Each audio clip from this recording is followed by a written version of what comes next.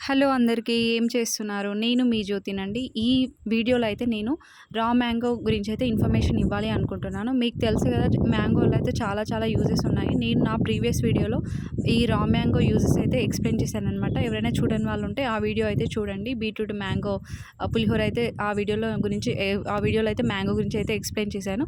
So, నేను ఇక్కడ ఏం చేస్తున్నానంటే పచ్చడి కోసం అయితే కొన్ని మ్యాంగోస్ ఇలా రా మ్యాంగోస్ అయితే తీసుకున్నాము.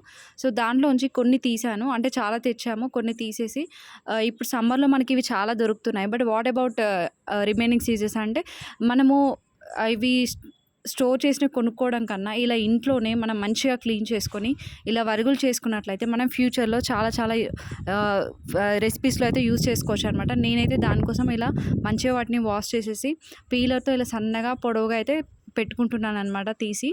ఎందుకు అంటే ఇప్పుడు మీకు ఒక డౌట్ రావచ్చు. వాటిని పీసెస్‌గా కట్ చేసుకొని అలా కూడా చేసుకోవచ్చు కదా! అంటే సమ్‌టైమ్స్ ఏమైతుందంటే అలా పీసెస్ కట్ చేసినప్పుడు అవి సరిగ్గా ఆరకపోతే బూజొచ్చే ఛాన్స్ అయితే ఉంది.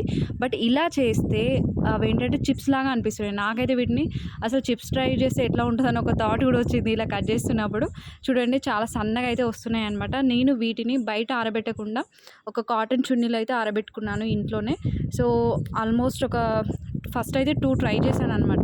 ఫస్ట్ డే అయితే ఇలా 2 ట్రై చేశాను. 2 అలా ఒలిచివేసి అయితే పెట్టుకున్నాను. ఫస్ట్ దీన్ని బయట ఆరబెట్టకుండా, ఎందుకు అంటే మన సూర్య గారి ఆధీనంలో అయితే అవి బాగా ఈజీగా ఆరిపోతాయి. కానీ ఏం చేశాయి, మన మంకీస్ ఉంటాయి కదండీ! ఇంకా డస్ట్ వస్తుంది గాలికి అని చెప్పేసి నేను ఇలా ఇంట్లోనే కాటన్ చున్నీ వేసేసి ఆరబెట్టుకున్నాను.